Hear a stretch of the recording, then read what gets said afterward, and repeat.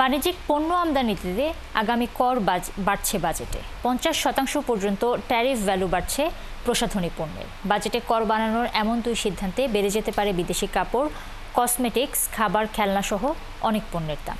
বেড়ে যেতে পারে মূল্যস্ফীতিও। এ নিয়ে আগাম আশঙ্কা জানিয়ে বিশ্লেষকরা বলছেন, এমন কর বৃদ্ধি চোরাচালানকে উৎসাহ যোগায়, সৎ আমদানিকারকদের জন্য চ্যালেঞ্জ তৈরি করে। রুহুল আমিনের রিপোর্টে বিস্তারিত।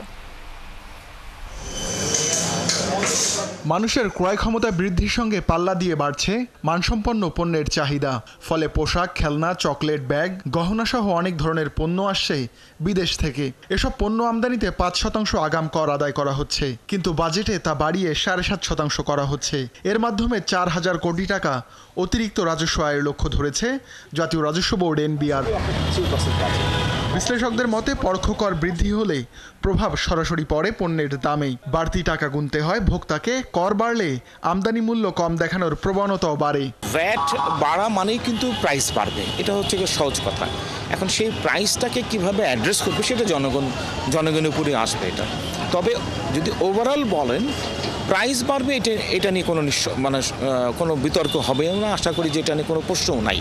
দেশে কসমেটিক্সের বাজার 3 থেকে 3.5 কোটি টাকা। এর মধ্যে 2,000 কোটি টাকার বাজার স্কয়ার ও কোহিনূর সহ দেশি এবং ইউনিলিভারের মতো বহুজাতিক কোম্পানির দখলে।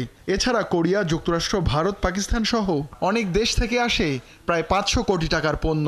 বাজারে বাকিটা নকল ও মানহীন পণ্য। বিদেশি কসমেটিক্সের ক্রেতা মূলত মধ্যবিত্ত, উচ্চবিত্ত। সংশ্লিষ্টদের হিসাবে বিদেশি কসমেটিক্সের 20% এখনও আসে চোরাই পথে। বাকিটা আমদানি করেন হাজারো ব্যবসায়ী। এসব পণ্য আমদানিতে ট্যারিফ মূল্যের ওপর প্রায় 1.5 গুণ কর আদায় করে NBR। এবার বাজেটে লিপস্টিক, ক্রিম, ফেসওয়াশ সহ অনেক পণ্যের ট্যারিফ 50% পর্যন্ত বাড়ানো হচ্ছে।